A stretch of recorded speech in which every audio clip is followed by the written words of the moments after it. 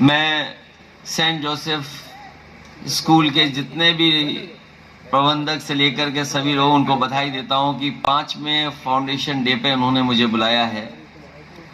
5th foundation day है और जितने भी राजनीति करने वाले लोग हैं 5 साल बहुत याद रखते हैं। हर 5 साल में बदलाव होता है। कभी कोई सोचते हैं कि 5 साल में बदलाव होगा, लेकिन इस बार हम लोग सब चूक गए, 5 साल में बदलाव नहीं हो पाया। अब हम लोगों के लिए 4 साल बचे हैं। उससे पहले एक बड़ी परीक्षा होने जा रही है, क्योंकि परीक्षा में अगर हम लोग सफल हो जाएंगे तो ये जो विकास दिखाई दे रहा है हम लोगों के आसपास, ये दुगनी रफ्तार से विकास यहां पर दिखाई देगा। अभी आपके आने से पहले मैं इंटरव्यू दे रहा था, एक यहीं की स्टूडेंट, उन्होंने मुझे इंटरव्यू के लिए रोक लिया और कई सवाल उन्होंने पूछे। उस सवालों में एक सवाल ये पूछा कि हम लोग परीक्षा के समय पर स्ट्रेस को कैसे दूर रखते हैं। तो मैंने ये कहा कि जो संस्था खड़ी है यहां पर तो बच्चों को कभी स्ट्रेस हो ही नहीं सकती है, क्योंकि अकेला संस्थान है, आसपास तो खेत दिखाई दे रहे हैं और अगर किसी भी खिड़की या आसपास देखोगे तो कहीं ना कहीं आपको सारस दिखाई दे जाएगा।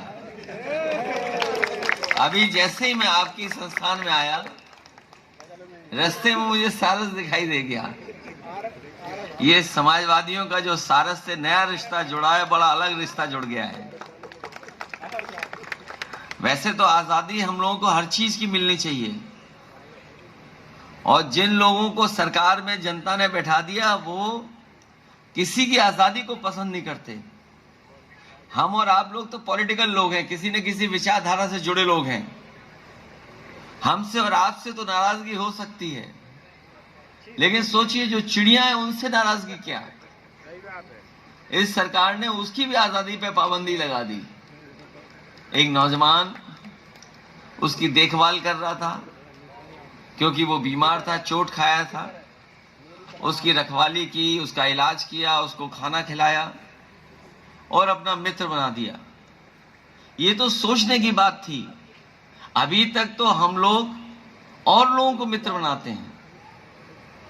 अगर हम जानवरों में देखें तो जितने लोग संपन्न हो जाते हैं वो अपने घरों में एक कुत्ता पाल लेते हैं। घर में कुत्ता एक होगा, लेकिन दरवाजे पे लिखेंगे कुत्तों से सावधान। ये हिंदी गलत है या हम लोग समझ नहीं पा रहे हैं। लोग बिल्ली पाल रहे हैं, कबूतर पाल रहे हैं, तोते पाल रहे हैं, लेकिन अगर आपने थोड़ा बहुत साहस दिखाया और सारस के करीब पहुंच गए तो हो सकता है आपके सामने परेशानी खड़ी हो जाए। और ये सरकार ऐसी है जो परेशानी खड़ी कर रही है, और किसी भी रूप में अगर कोई कानून का उल्लंघन करेगा तो ये बहाना ढूंढ करके उसके खिलाफ कार्रवाई कर देंगे। लेकिन हमें खुशी है इस बात की कि जिस समय हम लोगों ने उस सारस के साथ और सारस के जो मित्र बना उसके साथ खड़े हुए, पूरा देश का झुकाव उधर दिखाई दिया है। उन्होंने सवाल खड़ा किया, अगर सारस को इलाज कराने में, उसको खाना खिलाने में कार्रवाई हो सकती है, तो जो लोग मोर को खाना खिला रहे थे उन पर कार्रवाई कब होगी। और इधर तो एक नई बहस छिड़ गई है कि कौन ज्यादा पढ़ा लिखा है, हमारे लखनऊ वाले के दिल्ली वाले। हालांकि लखनऊ वालों की पढ़ाई तो पता नहीं कहां हुई होगी।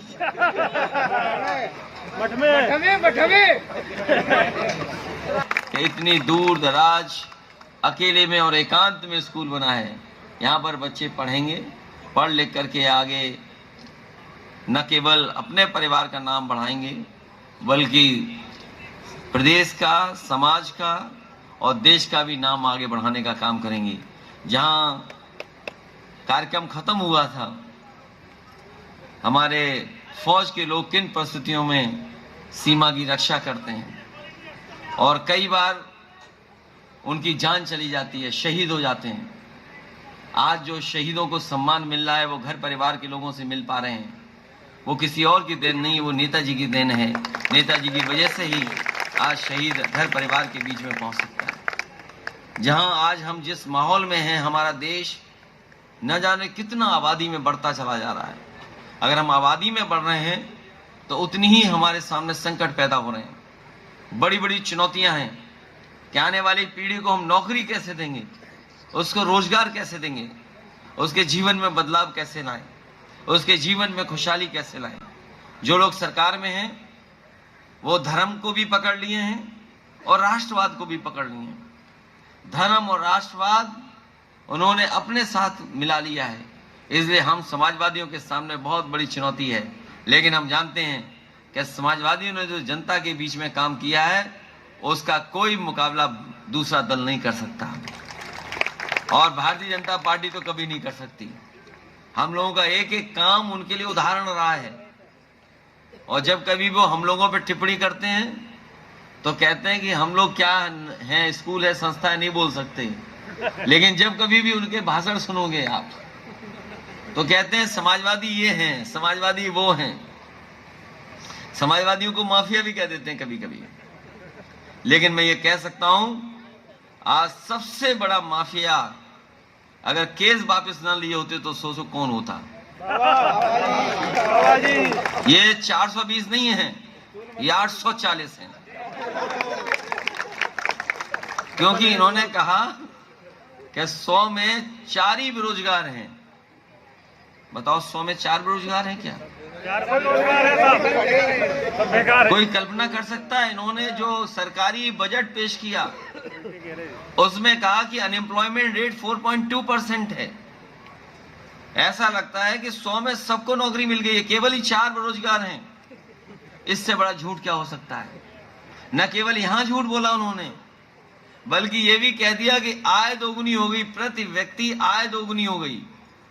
मुझे लगता है कि मुख्यमंत्री जी ने अपने अधिकारियों की केवल गिन ली प्रति व्यक्ति आय, जो तहसील में बैठते हैं, जो थाने में बैठते हैं, उनकी तो आय बढ़ी है, लेकिन आम जनता की आय नहीं बढ़ी है।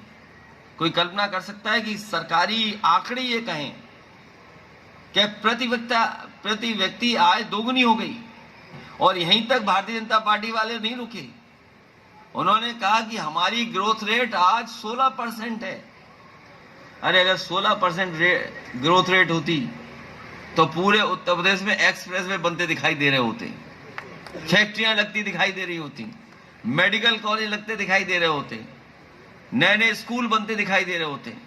अगर 16% की ग्रोथ रेट होती और 16% की ग्रोथ रेट होती तो हमारे किसानों की अपनी पैदावार की भी कीमत दुगनी मिल रही होती अगर 16% होती। और क्या कह रहे हैं कि $1 ट्रिलियन इकोनॉमी। 1 ट्रिलियन इसलिए बोल रहे हैं कि गरीब समझ ही नहीं पाए कि ट्रिलियन क्या है, और जब तक समझे तब तक इनसे वोट ले ले। बताओ कितने लोग जानते होंगे $1 ट्रिलियन इकोनॉमी क्या है? और जो झूठ बोला है उसको सच बनाने के लिए अमेरिका की कंपनी बुला ली और उसको 200 करोड़ रुपए दे दिए। बताइए, भारतीय जनता पार्टी के लोग, सरकार में बैठे लोग जो झूठ बोल दिया है उसको सच बनाने के लिए अमेरिका से 200 करोड़ की कंपनी बुला ली। इसलिए हमें और आपको सावधान रहना पड़ेगा। यहाँ जो कुछ विकास हुआ है वो समाजवादियों ने किया है और जो कुछ विकास होगा वो समाजवादी कराएंगे। और हम भरोसा दिलाते हैं, जिस तरीके से समाजवादी लोगों ने सबको जोड़ा है, हमें उम्मीद है कि हमारे नेता और कार्यकर्ता सब लोगों को इसी तरीके से जोड़ते रहेंगे, क्योंकि समाजवाद से ही राम राज्य आएगा। और जब तक जाति जनगणना नहीं होगी तब तक न समाजवाद आ सकता है न राम राज्य आ सकता है। इन्हीं शब्दों के साथ हम आप सबका बहुत बहुत धन्यवाद देते हैं। सेंट जोसेफ वर्ल्ड स्कूल के प्रबंधक जी को, उनके टीचिंग स्टाफ को और उनके बच्चों को विशेष बधाई देता हूं, क्योंकि